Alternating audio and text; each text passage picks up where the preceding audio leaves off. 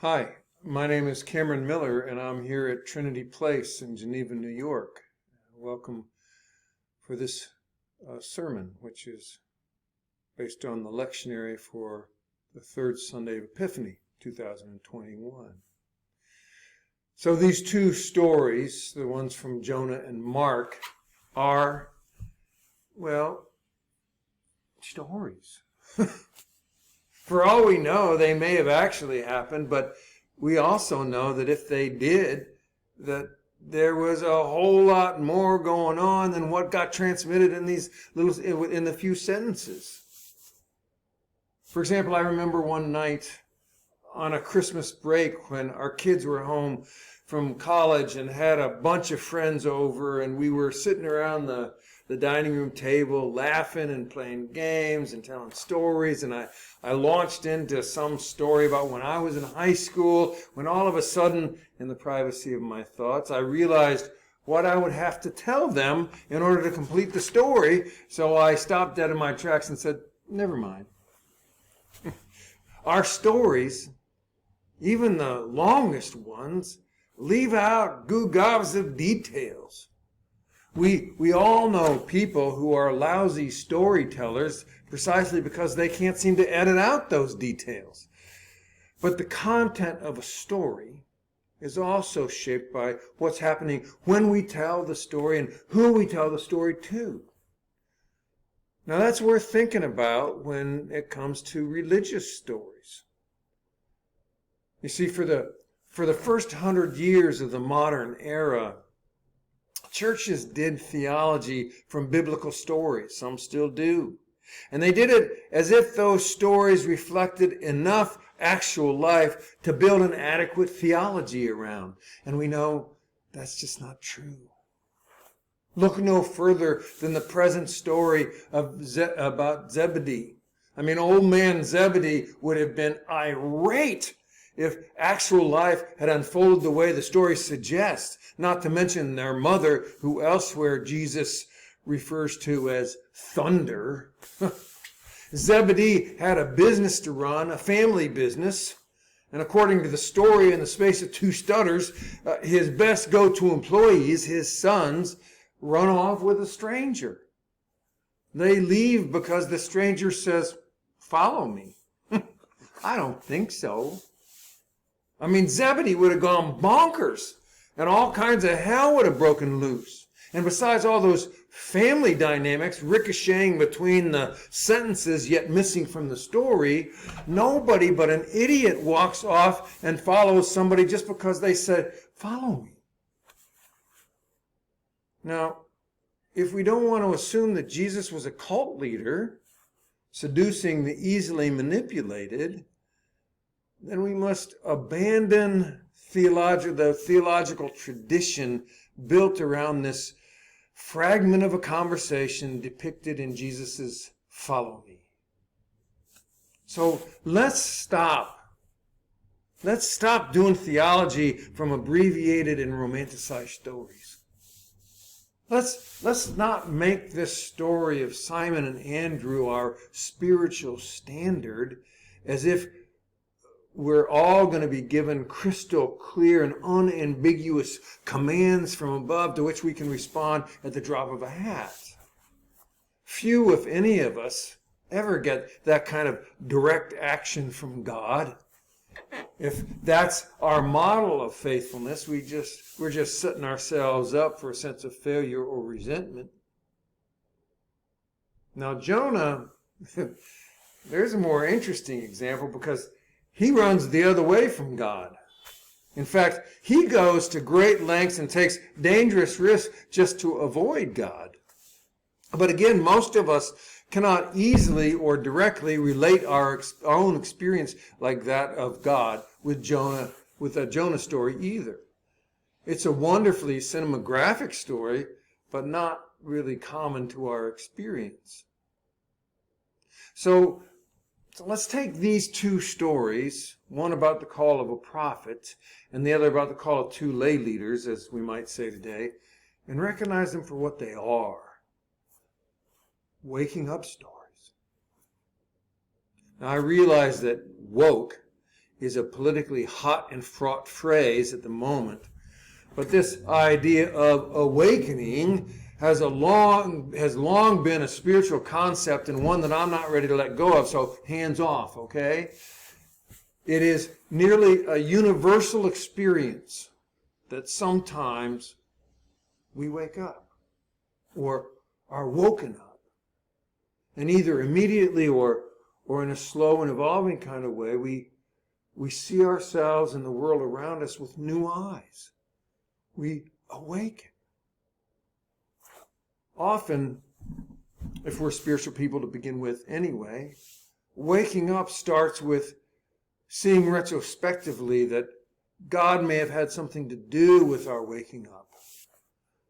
And by this I mean unexplained serendipity, marvelous synergies, coincidences that strain credulity, and all such other things that begin to make us suspect divine mischief has entered our lives. As we awaken to see things differently, we start to understand that our previous vision may have been too dim, may have been too narrow, too diluted, even too ignorant maybe. When that happens, we suddenly get our taste back, and we can smell again, metaphorically. And soon we can once again feel the freshness of the day upon our skin. Lo and behold, the very miraculousness of life itself seeps into our every pore, and we can breathe again. Which begs the question, where were we before we woke up? We were in the same old body, with the same old mind, and we were walking through the same old day, but where were we before we woke up? It's not that we were zombies, the walking dead, but maybe we were sleepwalking. You know, even though we were conscious and could feel hurts and happiness and pain and pleasure, we nonetheless fell into a kind of a culvert, a rut. We fell into a wakeful slumber. Before we awaken, we slumber into our work, or whatever demands, angst, or entanglements nab our attention. We get one thing done and go on to the next one.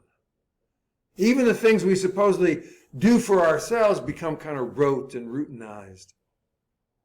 We end the day with our eyes and our brain at half-mast, shuffling through what we have to do for tomorrow.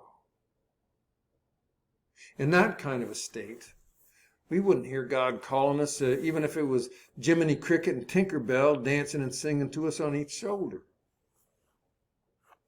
Now, I might be overreaching here, and maybe I'm only describing a fog where I live, but maybe you live there, at least sometimes too.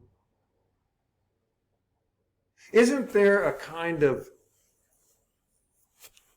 cattle chute of days that we get herded into, especially now in the midst of pandemic, when days are days?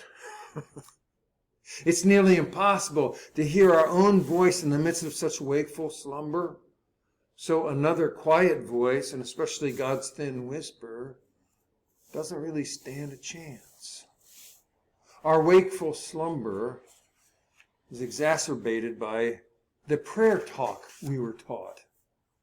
As children, we were taught to talk to God as if we were sending up notes in a balloon, that the invisible genie in the sky might then open in the clouds, and that God would actually then call some people back. Prophets and priests and nuns and monks and bishops and popes and messiahs, they get a special call. Think about that word, call. To talk about getting a call is like that old joke about the Pope answering his special God phone As the story goes, God tells the Pope that there's good news and bad news, and wonders what the Pope wants first. The good news, please, the Pope responds. Well, that would be that Jesus is returning, God tells him. The bad news, the Pope asks. He'll be returning to Salt Lake City. The idea that God calls us is kind of silly, like that joke. To call someone in our world is an act of digital clarity. Without a phone, it refers to shouting into the wind or a voice in the crowd or yelling in order to be heard from a distance, above the sound of waves. Calling someone is either as intimate as a phone to the ear or as loud and robust as lassoing somebody's attention against noisy competition. To say that God calls us is a misnomer. It's not that clear. It's not that direct. It's not that personal. At least not most of the time. And besides, God does not call us to be prophets or disciples or priests or ministers or anything else. What God calls us to is to wake up. And once awakened, what we are to do becomes obvious. God's call is not narrow and to a particular profession or relationship or job. God calls us to wake up and to live awake, to see and to know and to feel the miraculousness in every moment and of every life and in every day. When we live awakened, we will do the things God invites us to do because they seem so obvious.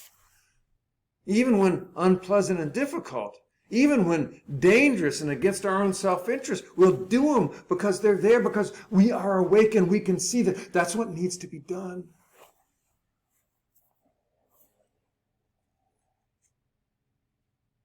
I hope that's what being part of a spiritual community, and this spiritual community in particular, is about.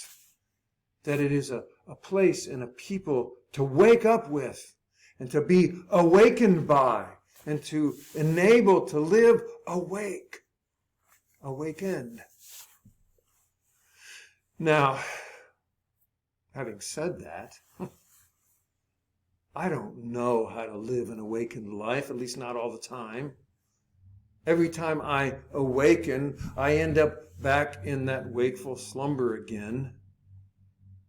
But I do know how we can make interventions that help us to wake up when we're asleep and don't even know it, or when we have no idea how to wake up but are willing to try anything just to shake things up a little bit and see what happens.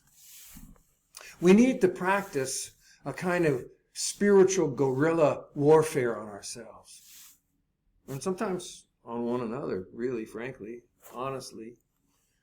I'm thinking about a few small, practical weapons of spiritual guerrilla warfare. Just some little things that cause friction to stimulate and rattle us awake now and again. Drive home a different route someday. The next time you can, walk instead of drive. Go a week without music or the radio on in the car or even at home. Practice listening to the silence.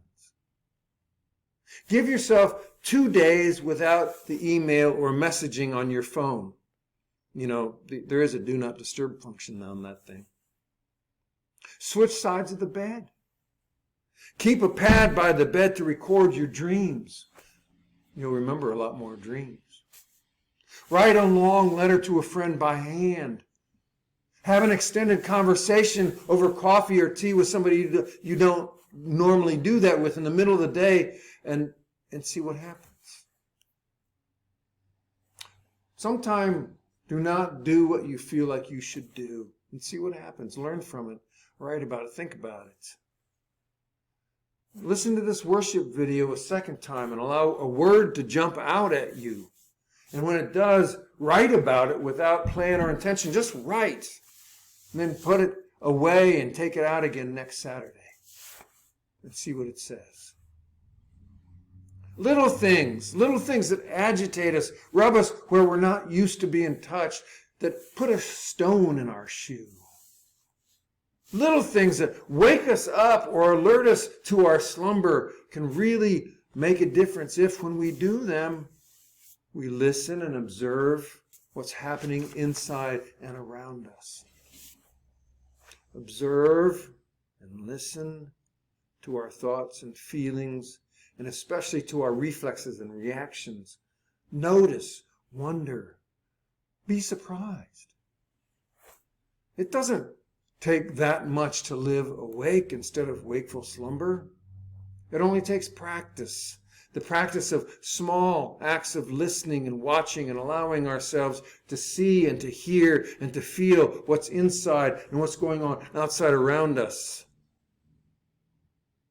Now, I know that that's not a new car, but maybe this idea of listening and of spiritual guerrilla warfare against wakeful slumber will get us where we need to go. So, instead of talking about God calling us, let's think instead about awakening. It's time to wake up.